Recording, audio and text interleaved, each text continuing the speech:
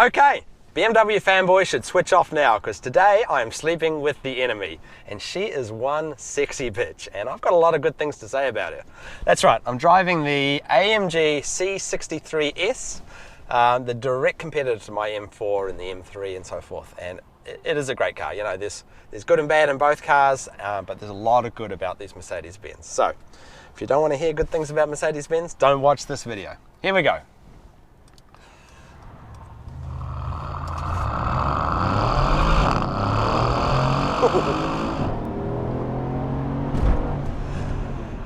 So, first thing I will say about this car is that for a car that is a direct competitor to my M4, very similar specs, very similar price, very similar everything, it drives completely differently. And I guess that comes down to the engine. Obviously this is a 4-litre V8 twin turbo, whereas the M cars have got the 3-litre inline twin turbo.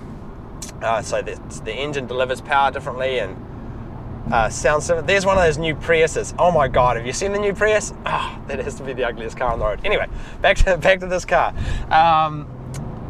The way it delivers power through the engine, the way it delivers power through the transmission. This has got a torque converter transmission, whereas the M cars are either a manual or a dual clutch, and so you get a much sharper bang between changes, whereas this is smoothed over. Don't get me wrong, the transmission in this car is magnificent. What they have done with these ZF transmissions, they are beautiful and smooth, yet so quick to change. If I switch to manual mode now, it just jumps through the gears in an instant. You really wouldn't know that it's a torque converter transmission. It is beautiful. So yeah, the power, the transmission, and I guess the other thing you notice is this is a heavier car. Obviously it's a much more powerful car than the M car, but on the flip side it's a heavier car. It's 400 pounds heavier, which is like two fat people like me, which you can feel in the corners. You can feel when it's at its limit. I guess the question everyone's going to ask is, which car is faster? You know, everybody wants to know which is the faster car, the C63 S or the M4, M3. Well, it depends on the circumstances. I'm willing to concede that overall I believe this is the faster car. This is a much more powerful car. It is still a very sharp handling car. So in a lot of cases, particularly in direct drag races, this car is faster than the M4. However, there's a lot of videos out there comparing these two cars and a lot of races between these two cars, and sometimes the M4, M3 comes out on top. And what I've noticed is that in those cases, it's when they're on a racetrack and it's a tight circuit and there's a lot of and where the handling and that lighter weight of the M4 really comes into play, that's when it can beat this car. So while they're very similar in specs, I think overall this is a slightly faster car in most circumstances. I know. M car owners will completely disagree. But yeah, back to how does it drive. You know, I guess the way I would describe how this car drives next to the M4 is that it's a smoother car. It feels more like a luxury car. That's not taking away from its performance. I'm just saying that, you know, this is a very nice car to live with. Driving along just on the highway right now, it's super quiet, it's super smooth, and if you've got your foot off the gas, you put the controller back to comfort mode, it just goes silent. You don't even hear the exhaust anymore, and all the bumps get really soaked up. It's just a lovely luxury car. You never get that in the M3, M4. You know, they're a nice car to drive and long distance is no problem, but this feels like a big luxury car when it's in comfort mode. You pop it down to sport mode or race mode and you feel it tighten up. The throttle response is far more instant. You hear that exhaust noise instantly. Even when you're just idling along, you hear the exhaust noise, and the handling firms up and it becomes a different creature again. The M cars are more race orientated no matter what mode you're in. This car has, you know, kind of the best of both worlds. So let's talk about that sound.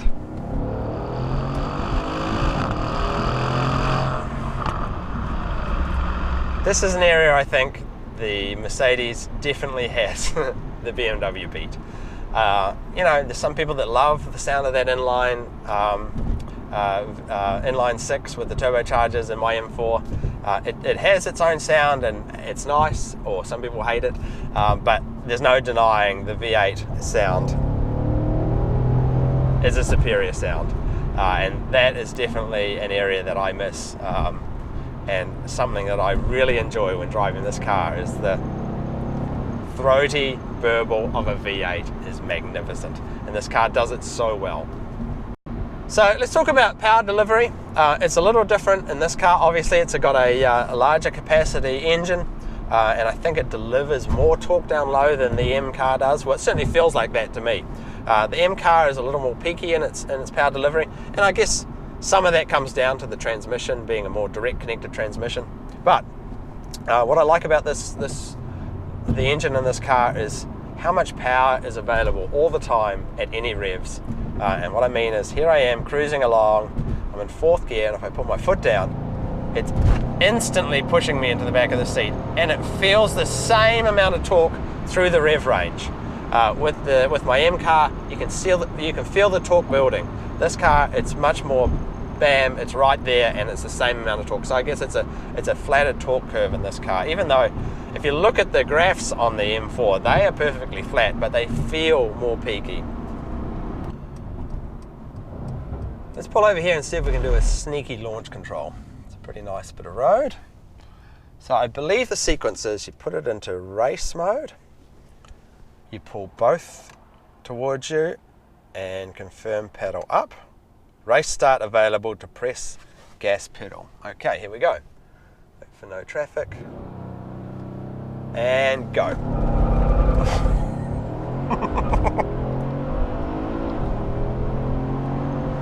Yep, that is silly fast. So yeah, once again, even with the launch control, I mean, you feel the torque and it's fast, but it's not the violence that you get in the M cars. The M car is really trying to kill you in a launch control, as I've shown in some of my other videos. It's really banging through the gears, and you know, and the traction control is off with the M cars. Holy shit! Someone's just had an accident.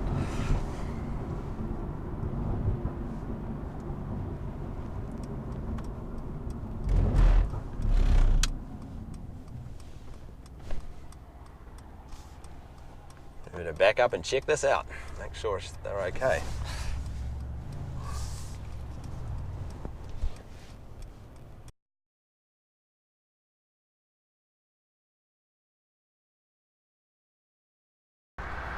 Yeah, so it looks like she's okay.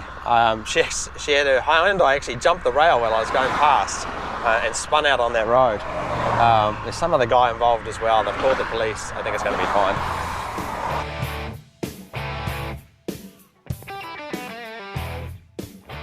Okay, onto the outside of the C63 S. Obviously, this being an AMG model, its body kit is much more aggressive than a standard C-Class, and you can see that. I mean, look at the size of the rotors on this wheel. Whoa, nice. Yeah, just touches all around it, make it look so much more aggressive. You know, personally, I've not ever been a massive fan of this C-Class shape. It's nice, and I think it's nicer than the old one, but yeah, it's a little conservative. I personally prefer the shape of my M4, but yeah, there's certainly nothing wrong with this. These tailpipes are nice as well. Yeah, they've got some great touches. It is a smart looking car. Christian, who owns this car, has just had it recoated. So it's super shiny, and everything that touches it falls off it straight away. But yeah, black is a very hard color to keep clean. But so far, you know, I've been driving this car most of the day, and it's staying perfectly clean. Let's venture onto the inside.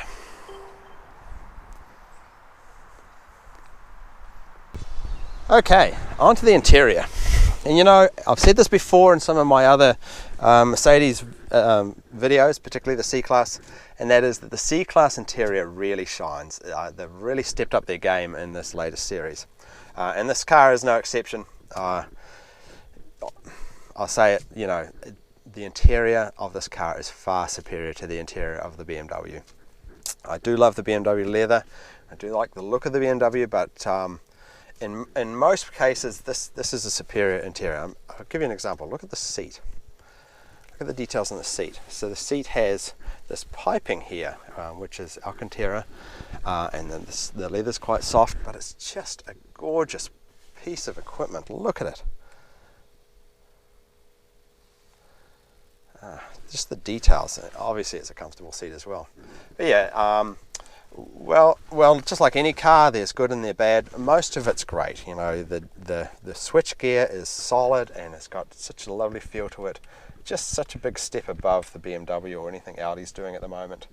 You know, the aluminium that they use on the switches and just the general layout is excellent. I'll start it up for you.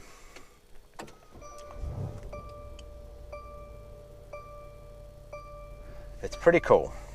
One area that I'm not so happy about, as I've said before, is this iPad in the middle here. It's perfectly functional. It's just in your face. It's too big, and you know, there's no need for this big surround, and there's no way of adjusting it. You know, a lot of people hate that, and if you can ignore that, the rest of the interior is superb. Certainly, from my point of view, anyway, it's a matter of taste. There are a few little spots which, you know, they've put leather up the top here, but then it's hard plastic here. I don't know why they haven't continued the leather onto all the areas that you touch. But yeah, the way they've laid out this whole console area and used this this aluminium look, it's just fantastic. It is a very beautiful car on the interior, on the inside. The steering wheel is a flat bottom steering wheel, soft leather with Alcantara around the edges here. So when you're holding this, Alcantara doesn't, as I've said in some other videos, doesn't wear very well. So I don't know how well it's going to wear on this car. But I love how they've put the little 12 o'clock symbol at the top here. Yeah, just so many beautiful touches on the interior. In the back seat, we've got some gorilla infestation. But yeah, just like the other C-Class cars that I've reviewed, there's plenty of room in the back seat. It's a comfortable place to be, and incorporates a twin sunroof or moonroof or whatever you want to call it. So you're getting plenty of light. You know, just very well thought out, very well done. The interiors of these cars, top notch, top notch.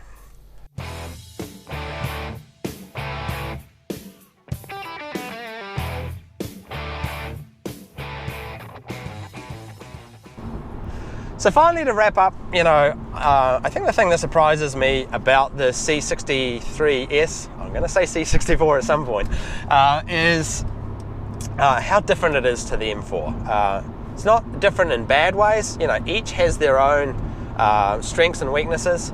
You know, this is just a smoother car. This car delivers its power in a completely different way, and this car handles so differently.